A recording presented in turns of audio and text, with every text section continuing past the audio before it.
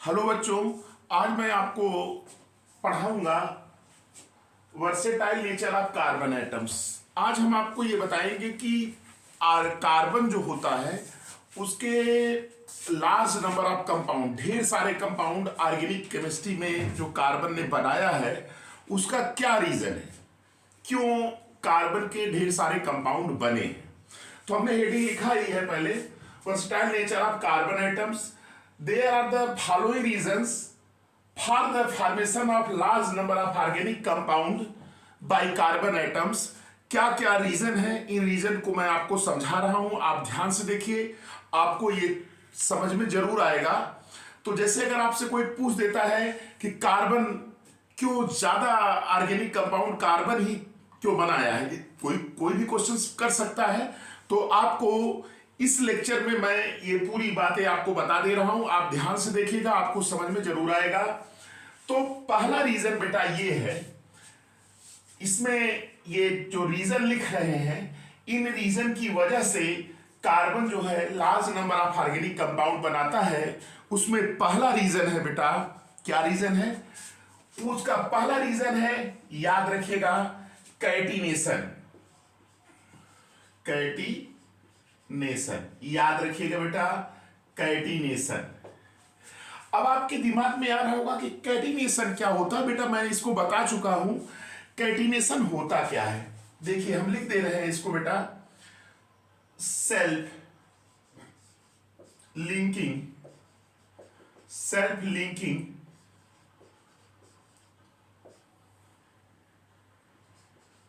Property of an element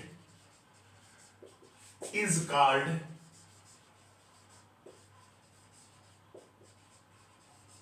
catenation. याद रखिएगा, self linking का मतलब स्वतः जुड़ना। स्वतः जब कोई एलिमेंट आपस में जुड़ करके लंबी चेन बना लेता है तो उसको क्या कहते हैं? Self linking property of an element is called catenation. याद रखिएगा, जो कार्बन होता है, कार्बन में सबसे ज्यादा कैटिनेशन होता है। इसका एक रीजन ये भी है कि कैटिनेशन के कारण लार्ज, जैसे देखिए कार्बन, ये कार्बन जुड़ता चला जाता है, ये कार्बन, इस तरह से कार्बन है कि नहीं। तो कार्बन में सबसे ज्यादा कैटिनेशन होता है, यही कारण है कि ऑर्गेनिक कंपाउंड की संख्या सबसे ज्यादा है। पहला रीजन ये है। तो अगर आपसे कोई पूछेगा कि तो आप बता देंगे due to catenation carbon form large number of organic compound, मतलब उनकी संख्या क्या है, ज्यादा है। तो ये आपको पहला कैटिनेशन हो गया। दूसरा रीजन बेटा ये है, देखिए दूसरा रीजन ये है, tetravalency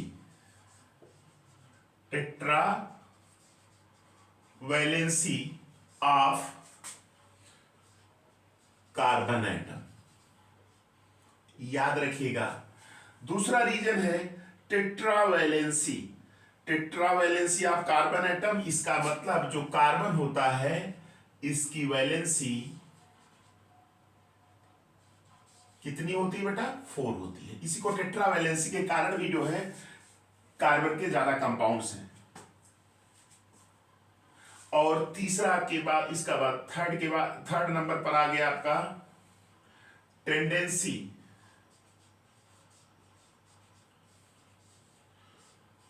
to form multiple bond. याद रखिएगा, tendency to form multiple bond, यानी कि कार्बन में मल्टीपल बॉन्ड फॉर्मेशन की टेंडेंसी होती है। जैसे देखिए, मल्टीपल बॉन्ड का मतलब आप समझ रहे होंगे कि कार्बन डबल बॉन्ड बना सकता है, कार्बन ट्रिपल बॉन्ड भी बना सकता है कि नहीं। इसी तरह से ऑक्सीजन से भी डबल बॉन्ड बनाता है कि नहीं। तो ये मल्टीपल बॉन्ड बनाने की टेंडेंसी होती है। तो ये 3 रीजन आपको समझ में आ गया होगा। और एक और रीजन है, उसको भी मैं बता दे रहा हूं। ये पहला, जैसे versatile nature of carbon atoms में क्या है कि कार्बन के जो कंपाउंड्स ज्यादा क्यों बने हैं, ऑर्गेनिक कंपाउंड्स का नंबर क्यों ज्यादा है, उसका पहला रीजन है catenation. Self linking property of an element is called catenation. Carbon में सबसे ज्यादा कैटिनेशन पावर होता है, एक रीजन ये है। दूसरा tetra valency of carbon, carbon की वैलेंसी क्या होती है, 4 होती है। और तीसरा रीजन है tendency to form multiple bond, यानी डबल बॉन्ड और ट्रिपल बॉन्ड बनाने की टेंडेंसी ये रखता है। जैसे कार्बन ऑक्सीजन से जुड़ेगा वहां भी मल्टीपल बॉन्ड बना सकता है। तो ये ध्यान दीजिएगा, ये रीजन है। और एक चौथा रीजन है जो मैं आपको बताने जा रहा हूं, इसको नोट कर लीजिएगा।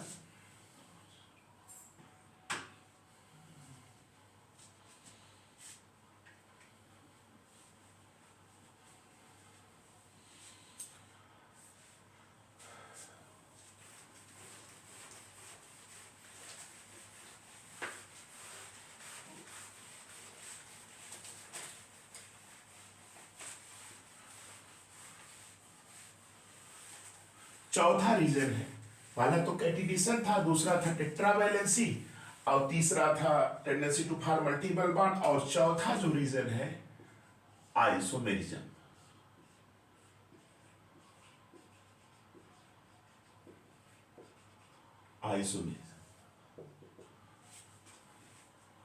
आइसोमेरिज्म क्या होता है, देखिए ध्यान से सुनिएगा।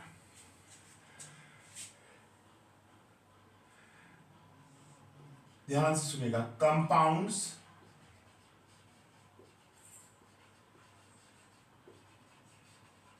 which have same molecular formula, compounds which have same molecular formula but their properties are different,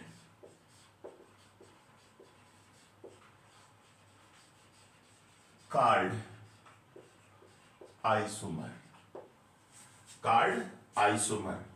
और ये जो फिनोमिनन होती है उसी को क्या कहते हैं, आइसोमेरिज्म। यानी कि ऐसे कंपाउंड जिनका की मॉलिक्यूलर फार्मूला सेम होता है लेकिन उनकी प्रॉपर्टी क्या होती है, डिफरेंट होती है। मॉलिक्यूलर फार्मूला सेम और प्रॉपर्टी क्या होती है, डिफरेंट होती है, उन्हें हम आइसोमर कहते हैं। और फिनोमिनन क्या कहलाता है, आइसोमेरिज्म। तो ये भी है लार्जर कंपाउंड बनाने का रीजन। तो ये 4 रीजन हैं जो वर्सेटाइल नेचर ऑफ कार्बन के हैं। पहला कैटिनेशन, दूसरा टेट्रावैलेंसी ऑफ कार्बन, तीसरा reason tendency to form multiple bond, और चौथा रीजन आइसोमेरिज्म। इन्हीं चारों रीजन की वजह से कार्बन के जो है लार्ज नंबर ऑफ ऑर्गेनिक बने, जो नंबर ऑफ ऑर्गेनिक कंपाउंड्स की संख्या जो ज़्यादा है, जो पूरी एक ब्रांच बन गई ऑर्गेनिक केमिस्ट्री, इन्हीं चारों रीजन की वजह से एक ऑर्गेनिक केमिस्ट्री अलग से बन गई। तो ये चीज़ समझ में आ गया। अब बेटा देखो, आइसोमेरिज्म तो मैंने बताया कि compound which have same molecular formula but their properties are different called isomer and phenomenon is known as isomer. ये फेनोमेनन जो होती है उसी को आइसोमेरिज्म कहते हैं। जैसे इसको एग्जांपल से समझो, जैसे देखो C4H10 है, C4H10 है, इसके 2 आइसोमर होंगे। बेटा कितने आइसोमर होंगे, 2। देखिए जैसे हम लिख दे रहे हैं CH3 CH2 CH2 CH3।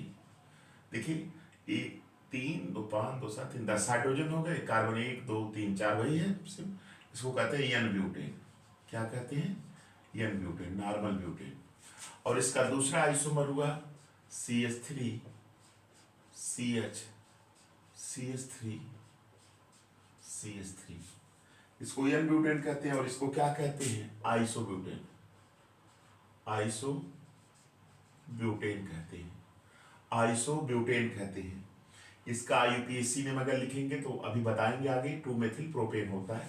तो इन दोनों का ध्यान से सुनिएगा, दोनों का मॉलिक्यूलर फार्मूला क्या है, माने मॉलिक्यूलर फार्मूला क्या है, सेम है।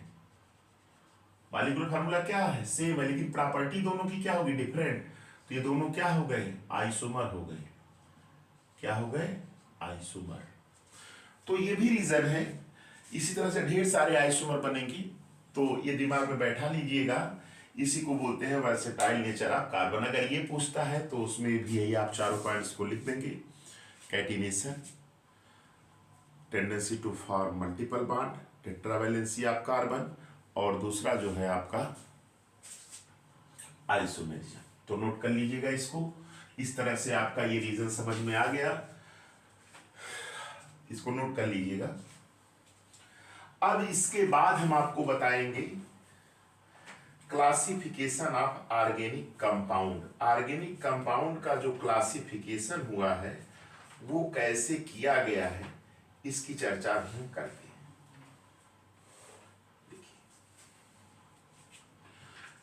टेबल बना दे रहे हैं, फिर इसके बाद अगले लेक्चर में हम क्लासिफिकेशन का डिस्कशन करेंगे। इसको नोट कर लीजिएगा। चलिए मिटा देते हैं इसको। ये क्लास 10th का लेक्चर चल रहा है, अगला लेक्चर है।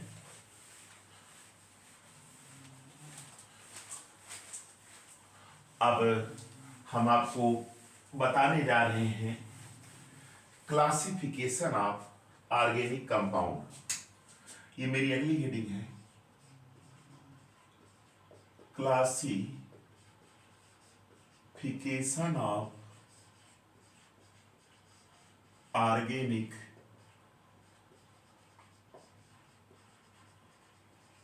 कंपाउंड्स।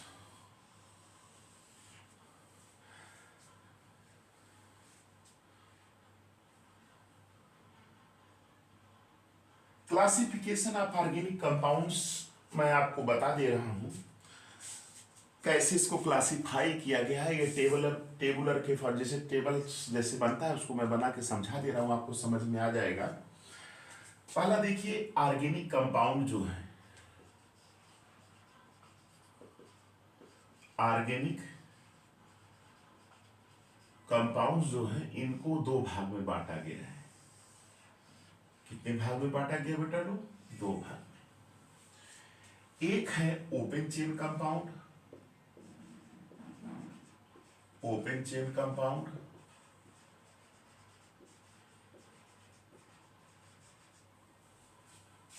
ओपन चेन कंपाउंड, या इसी को एसाइक्लिक भी कहते हैं, एसाइक्लिक कंपाउंड।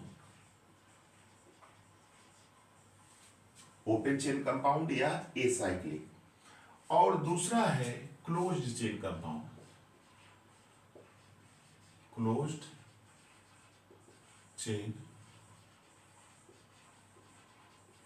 कंपाउंड्स। पहला क्लासिफिकेशन है ओपन चेन और दूसरा क्या है? Close chain.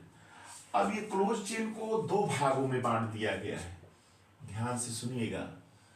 क्लोज चेन को दो भागों में बांट दिया गया है। एक कहा गया है होमोसाइक्लिक,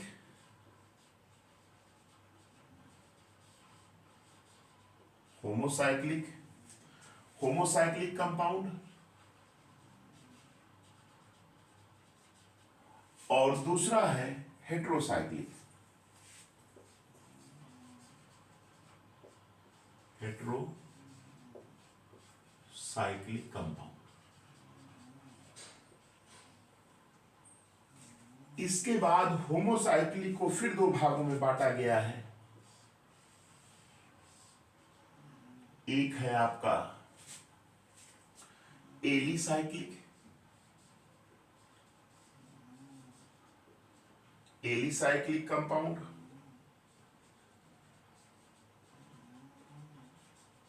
और दूसरा है आपका aromatic compound.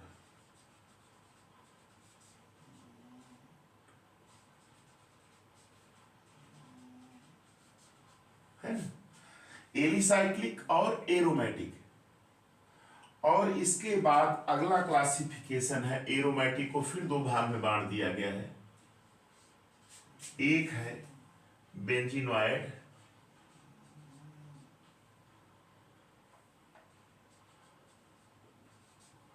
Benzenoid compound, benzenoid, benzenoid aromatic compound. Benzenoid aromatic, और दूसरा है non benzenoid, non benzenoid compound. तो याद रखिएगा ये ऑर्गेनिक कंपाउंड का क्लासिफिकेशन है। क्या क्या देखिएगा,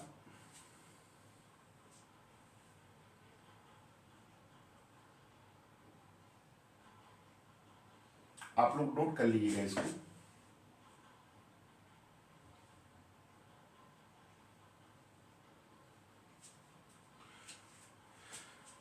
देखिए नोट कर लिए। चलिए देखिए बेटा लोग, एक बार क्लासिफिकेशन फिर इसको रिवाइज कर दे रहे हैं। Classification of organic compound. Organic compounds को पहला दो भाग में इसको बांटा गया है, ओपन चेन कंपाउंड और एलिसाइक्लिक, और क्लोज चेन कंपाउंड। दो क्लासिफिकेशन हुआ। फिर क्लोज चेन को दो भागों में बांटा गया, होमोसाइक्लिक और हेट्रोसाइक्लिक, ये दूसरा हो गया। फिर होमोसाइक्लिक को दो भागों में बांटा गया, एलिसाइक्लिक और एरोमेटिक कंपाउंड। फिर एरोमेटिक को दो भागों में बांटा गया, बेंजीनोइड और नॉन बेंजीनोइड।